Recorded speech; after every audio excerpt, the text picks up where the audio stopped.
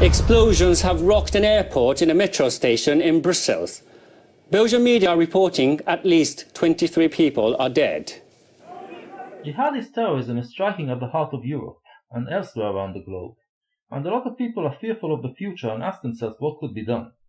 The situation is especially confounding for the left, and the question of how to react to jihadist terrorism is one of the main causes for the split that occurred in the left between liberals and regressives. As a liberal leftist myself, I am called upon to make my stance on this dilemma.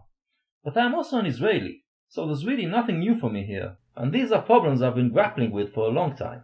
In this video I will add my 2 shekels to the conversation, share some of the insights that I came up with over the years. The main issue splitting the left on this seems to be the question whether Islam is to blame for the terrorism. Liberals claim that we must acknowledge that a big part of the problem are bad ideas that are part and parcel of Islam, and inspire Muslims to take the route of jihad, whereas regressives go to great length to pin it on everything but Islam. Liberals are particularly mad about the fact that the politicians all seem to agree with the regressives, and that all the leaders of the free world, such as Obama, Cameron and Merkel, wouldn't even utter the words Islamic terrorism. But see, wait, you say violent extremism. I've said this before on this show.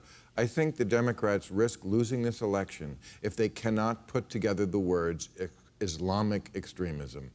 Now, of course, I agree with Bill Maher that the terrorism is Islamic, but I strongly disagree with the demand that our leaders should say it. Because, remember, we are fighting against bad ideas, and anyone who knows the Arab world knows that one of those bad ideas is the idea that everything the West does is part of a plot to take over the Middle East. This belief is pervasive in the Arab and Muslim world, and every little statement made by an official Western figure that might corroborate it is immediately overblown by Muslim media outlets as proof. So if our political leaders will make it about Islam, many Muslims will deduce that the jihadis were right all along, and they should support them in the fight against the West. It is better to keep repeating the lie that the jihadists are twisting Islam, and fight together with the moderate Muslims to hold them down. But if we indulge in this lie, the Muslim world will never change, and jihad might be held down but not completely defeated. So while our political leaders must maintain this facade, we, the people on the ground, must be the ones to tell the truth. And the truth is that jihadism is well rooted in mainstream interpretations of Islam, and will never be defeated as long as that is the case.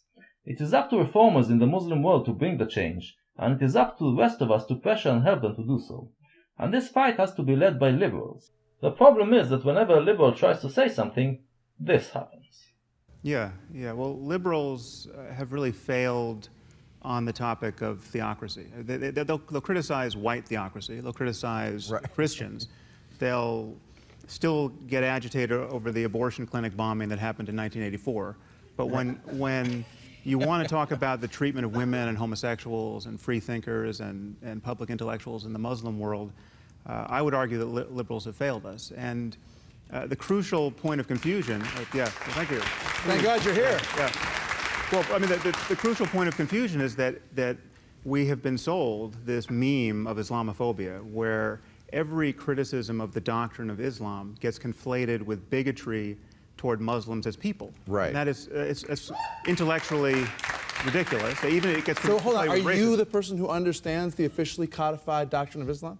You're the interpreter of that, so you can say, well, this is... I'm actually well educated on this topic. I'm asking you. So you're saying if I criticize you're saying that Islamophobia is not a real thing. That if you're critical of something... Well, it's not a real thing when we do it. Right. Well, no, it really isn't. I'm not denying that certain people are bigoted against Muslims as people. And that's a problem. Big of you. But why are you so hostile about this concept? It's gross. It's racist. It's not. But it's so nuts. It's like saying those stateless, shifty Jew. You're not. This video is more than a year old by now, and with hindsight we can say that it is one of the most defining cultural events of our time. It happened on the Real Time with Bill Maher show in October 2014, and along with Gamergate, which happened around the same time, this event was responsible for a fissure in the left, a moment when many liberals woke up and realized that there's a part in our camp that has forsaken liberal values. I give you the regressive left, courtesy of Mr. Ben Affleck. No. Ben, we have to be able to criticize bad ideas. And of course we do. No liberal doesn't want to criticize bad ideas. But Islam at this moment is the motherlode of bad ideas. Jesus. So we have That's just ideas a like, fact. like blasphemy. It's not a fact. It is It's an ugly thing. apostasy. It is, One basic liberal well, let me principle unpack is it. tolerance. Let me unpack it. but a not little bit. for intolerance. No, of course. Nick, Or how about the But- more than a billion those- people those who are aren't Muslims fanatical, who don't punch Well, I women, think who that just want to go to the store, Wait a second. have sandwiches, Wait a pray second. 5 times a day, All right. and Wait a don't do second. any of the things that you're saying all Muslims Okay, do. Wait a no, second. wait. I'm Stereotyping. not saying all Wait a Muslims. second. Things, and you painting the whole group religion with that. same brush. Let's get down to who has the right answer here. A billion people, you say. All these billion people don't hold any of these. Billion 5 or something. Don't hold these pernicious beliefs. No, I would. no, Well, they don't. That's just not true, Ben. That's just not Yeah. true. A lot of people have voiced their opinion about this video, and yet, very little has been said about just how bigoted Ben Affleck's position here is. He is literally saying that except for the jihadists, no other Muslims hold any pernicious views. He is essentially treating Muslims as if they were angels, not humans. At one point he talks about those Muslims who just want to make sandwiches, as if sandwich eaters can't at the same time also hold bad ideas. This gross generalization, this dehumanization of Muslim people, is something that should be condemned outright. Now I doubt Affleck really believes what he said here. He was probably just driven to it in the heat of the debate. But the fact that he wasn't denounced for it the next day exposes a serious problem in the Western discourse when it comes to dealing with Islam and Muslims. In their zeal to defend Muslims from Islamophobia, the regressive leftists cease regarding them as fallible human beings, and when you do that about a group of people, there is no chance you'd make good decisions about how to deal with them. So why was Affleck driven to this position? Well, I think it's because he believes that A different Okay, but- picture. but what Bill- is your solution? What is your answer? No, Just condemn Islam? the solution. here we have the crux of the problem.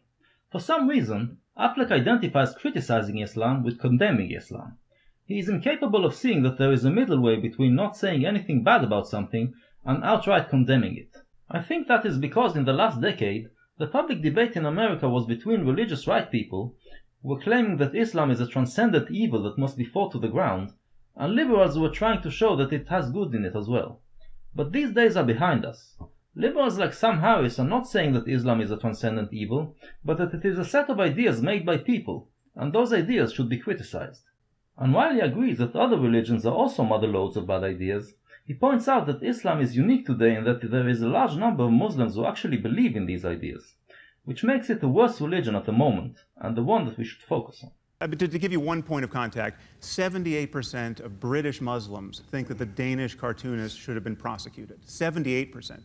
But here the question arises, if it is indeed the majority that are holding those bad ideas, maybe the right wing is right, and Islam should be considered evil. While Affleck argues that it's just some bad apples that do not represent Islam, Bill Maher is claiming that it is actually the Muslim mainstream who are holding bad ideas. We're not Action. making it up that in the Muslim world it is mainstream belief. So we must ask, if it is the mainstream, doesn't that mean that they are the ones that represent Islam? And if that is the case, if those bad ideas are what represents Islam, how can we ever hope to end jihadi terrorism? Well, let's think about this word, mainstream. What does it mean? The mainstream is not a coherent and lucid way of thinking. Rather, it is a mishmash of many different streams of thought that blend together, and some conflict with each other. There are people in the world who have a very lucid and coherent worldview, and it is very hard to change their mind. But I would argue that these people are few and far between, and more than 90% of humans do not possess such a worldview. Rather, they live as part of the mainstream, and in every situation they encounter they will use the mainstream idea that will most suit the purpose at the moment. And because people are like that, it is also possible to change their mind, and it is also possible to eventually change a culture and make it better. Let's take Americans as an example. Now, most Americans are very proud to be Americans, but if you ask them what being an American actually means, most of them will not be able to give you a clear definition. Most of them never spend time thinking about it. When pressed, they will give you a list of things that they think define America, and might contain items that conflict with each other. That makes them susceptible to persuasion by someone who has a more lucid worldview and can present them with a strong arguments for it. So, if you approach a regular American on the street and try to convince him that the United States is a secular nation, and therefore he should vote in a certain way on some issue, you might be able to convince him, because the American mainstream contains enough ideas that support that claim. Then again, if you approach that same American and try to convince him that the US is a Christian nation, and therefore he should vote the other way, you might be able to convince him of that too, because the American mainstream also contains enough ideas that support that argument. However, if you try to convince that same American that he should join a violent revolution to turn the US into a Christian theocracy, even that man on the street, that man who rarely thinks about such things, will have enough ideological ammunition to resist this notion. The mainstream ideas that support your argument are very few, whereas the ideas that negate it are prevalent in the American mainstream. So if someone forms a terrorist Christian militia aimed at bringing a Christian theocracy to the US, he will find very little support in the American public. In many Muslim societies, the situation is very different. While most people reject the notion of violent jihad to create a Muslim theocracy, the mainstream is rife with ideas that support the notion, so many feel various degrees of sympathy towards the jihadists, and many young Muslims are therefore susceptible to the idea of joining a jihadist group. But what this also means is that these societies have flexibility and can change. As we mentioned, the mainstream contains conflicting ideas, so the same people who hold the ideas that enable the jihadists to thrive also hold ideas that make them susceptible to a change that will bring about a more enlightened Muslim society. You might find that a certain Muslim society has a vast majority of people who believe apostates should be executed, but the same society may also have a majority who wants democracy. You can build on that to introduce ideas that belong to democracy, like freedom of speech and freedom of belief, ideas which will eventually offset the idea that apostates should be killed. In other words, to bring about this change, the mainstream in this society has to be injected with more and more good ideas, which will outweigh the bad ideas, and eventually push them out of the mainstream. Even most Islamists and jihadists do not have a lucid worldview, but just follow the Islamist and jihadist mainstream, which gives them some flexibility to change and be susceptible to moderating outside influences. Hezbollah, for instance, started out in the 1980s as a jihadist group that was almost as bad as ISIS is today. Over the years, though, they also developed a political Islamist wing, and got involved in Lebanese politics. And then Lebanon became a semi-democracy, which meant that Hezbollah had to reinterpret its Islamism in a way that is compatible with democratic values. And the jihadi wing of the organization was compelled as a result to become more pragmatic, lest they would hamper the political wing's position within Lebanon's inner politics. In this way, the moderation of Lebanese society has affected its Islamists and jihadists to become more moderate as well. The only people who can generate these changes are Muslims. All the rest of us can do is give them our support. What we have to do, in my opinion, is support anyone who tries to infuse enlightened ideas into the Muslim mainstream. Muslim reformers, ex-Muslims, democracy activists, feminists, social reformers, and so forth are all people who deserve our support. But when we look for people to support, we must remember that these changes are gradual. If you expect to find Muslim reformers who share all of your values, in most cases you will be disappointed. To be effective, they must be part of their society, which means that they probably still hold some unenlightened ideas. You might find out that a Muslim reformer still thinks apostasy should be illegal, or that a Muslim democracy activist is against women's rights, or that a Muslim feminist is an anti-Semite, and you will lose the urge to support them. And when I met this, a counter-extremism, counter-terrorism, hailed as the most moderate of Muslims you can get, when I sat down with him, I said, will you please condemn punishment for apostasy in the Islamic states? Whether that be in Saudi Arabia, just anywhere in the world, please condemn it. He wouldn't do it. But you should still support them. Support them in those ideas that you agree with, because what we are trying to do, remember, is to inject these ideas into the Muslim mainstream. Remember the Arab Spring?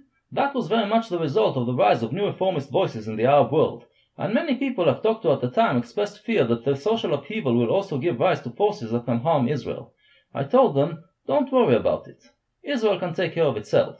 In the long run, it is better for Israel and for the rest of humanity that these good ideas take root in the Muslim world. Now, some people claim that the bad ideas are so prevalent in the Quran and are so inherent to Islam that there's no way Muslim societies can ever get rid of them. But the human ability for creative interpretation is great, and everything is subject to change. To show how religions can change despite texts that seem unequivocal, let me recount a couple of examples from the history of the Jewish people, which show how Judaism became more enlightened. Matthias, son of Deuteronomy of Gath? Do I say yes? Yes. Yes. You have been found guilty by the elders of the town of uttering the name of our Lord, and so as a blasphemer, you are to be stoned to death. This scene from Life of Brian is actually an inaccurate depiction of Judea in the 1st century. It is true that the Bible ascribes stoning as punishment for blasphemy and other sins, But by that time stoning were very rare in Judea. Apart from that, of course, it is a very historically accurate movie, but this part they got wrong. Stonings were surely common in Judea in the 8th century BC, but in the centuries that passed since then, the Jews started to place a higher value on human life. So how could they square it with the Holy Scriptures, that decreed the death penalty for every little offense? Well, all it took was a bit of creative interpretation. Look, I don't think it ought to be blasphemy. Just saying Jehovah. You're only making it worse for yourself. Making it worse? How could it be worse? Jehovah, Jehovah, Jehovah. First, they relied on a segment in Deuteronomy, which dictated that in criminal cases where judgment is hard, the case must be brought in front of judges that sit in a designated place in Jerusalem. They interpreted it to mean the temple in Jerusalem, and the judges that sat there were called Sanhedrin, which was basically the Supreme Court of Judea. The ruling became that only the Sanhedrin can sentence someone to death, and the Sanhedrin itself developed a set of conditions that must take place before it can apply the death sentence, conditions that made it virtually impossible to do so. Now look, no one is to stone anyone until I blow this whistle. Do you understand? Even, and I want to make this absolutely clear, even if they do say Jehovah. In the year 70 AD, following a Jewish rebellion against the Roman Empire, the Romans tore down the temple in Jerusalem, which meant that the Sanhedrin had to move elsewhere. And since it no longer sat in the temple, in the place designated by Deuteronomy, it was decreed that it no longer had the authority to sentence someone to death. And so, from that day forward, capital punishment was practically abolished in Jewish law. In the 2nd century AD there was another Jewish rebellion against Rome, and the Romans had enough and decided to eliminate Judea altogether. The Jews went in diaspora and spread all over the world, and for the first few centuries they still had some high religious authority, but then it broke down and every community was basically only following its own rabbi.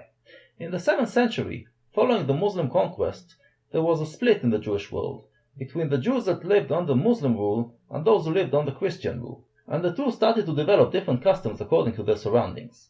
Those under Muslim rule lived mainly in Spain, which in Hebrew is called Sfarad, so they became known as Sephardi Jews.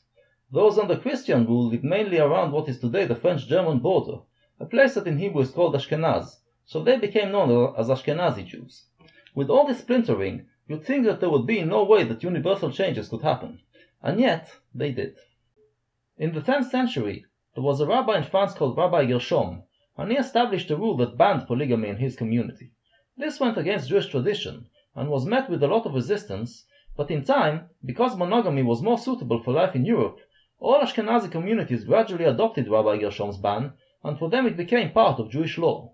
In the Muslim world, in the meantime, polygamy was still widespread, and so it was among the Sephardi Jews. However, as the Muslim world withered over the centuries, so did the Sephardi communities wither with it, whereas Ashkenazi Jews prospered along with Europe. By the 20th century, 90% of all Jews in the world were Ashkenazi, and the Ashkenazi rabbis were the dominant force in the Jewish religion. Eventually, under their authority, all the Sephardi communities accepted Rabbi Gershom's ban as well. And so, this lowly rabbi, who isn't remembered today for anything else, has triumphed over the Bible, the Mishnah, and the Talmud, and set the rules which all Jewish sects today abide by. Why? Because it was a better idea, and better ideas eventually win. You may have noticed that the changes I've discussed happened over the course of centuries and millennia. Some say we don't have this long to wait until Islam changes. But it won't take this long in today's fast-moving world, and besides, we really don't have a choice. This is the only way to defeat jihadism. We will just have to keep on fighting terrorism, while at the same time doing what we can to help Muslims bring enlightenment to their societies. I realize that it is easy for me to say, since for me living under the threat of terrorism is business as usual. But I think you know it already. The days when you could treat jihadism as something that happens in another part of the world are over. Jihadism, like everything else, is global now. Welcome to our reality, all of you. And don't worry, you will adjust.